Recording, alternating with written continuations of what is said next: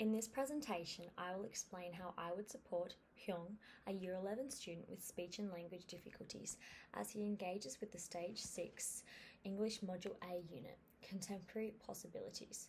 I will justify the pedagogical approaches, differentiation strategies, and assessment for learning practices that best meet his receptive and expressive language needs, while ensuring full access to the multimodal demands of the Sherlock Holmes unit.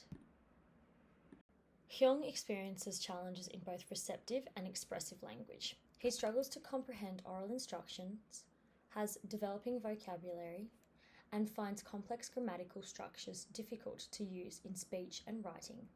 These needs directly impact his ability to analyse multimodal text, participate in discussions, and complete extended responses within the time constraints. Therefore, he requires explicit language scaffolds, multimodal supports, and structured opportunities for rehearsal and feedback. Because Module A centres on multimodal storytelling, explicit instruction is essential. Using visuals, annotated screenshots, and short clips from Sherlock supports Hyung's comprehension by reducing cognitive load. According to Mayer's cognitive theory of multimedia learning, pairing verbal explanations with visuals enhances understanding for learners with language difficulties. Modelling how to analyse multimodal elements such as camera angles, sound, and hyperlinks on the Sherlock website gives Hyung a clear structure for meaning making. Hyung needs structured opportunities to rehearse language before producing written responses. Think, pair, share, and guided discussion frames allow him to practice vocabulary and sentence structures in a low-pressure environment. Oral rehearsal is strongly supported in the literature as a bridge to writing, particularly for students with expressive language challenges. The gradual release model provides Hyung with the explicit modelling he needs, followed by supported practice. For example, I would jointly annotate a Sherlock scene with the class, identifying multimodal features and their effects.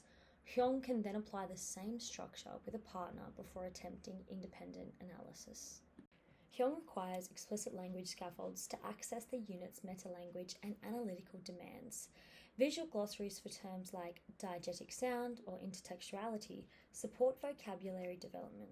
Sentence starters such as the use of creates something because helps him produce complex sentences without the cognitive overload. Because Hyung processes oral information slowly, instructions must be chunked and supported with written and visual cues. Providing step-by-step task sheets and allowing additional time ensures he can complete analytical tasks without being disadvantaged by his language difficulty. Module A encourages multimodal composition, which benefits Hyung, allowing him to demonstrate understanding through visual organisers, short recorded explanations, or scaffolded multimodal texts reduces reliance on complex written language while still meeting outcomes. Hyung benefits from feedback that targets both language and analytical skills. Visual rubrics and co-constructed success criteria make expectations explicit. Feedback is framed as next steps to support growth. Frequent formative assessment helps monitor Hyung's comprehension and language development. Exit tickets and quick comprehension checks allow me to adjust instruction immediately.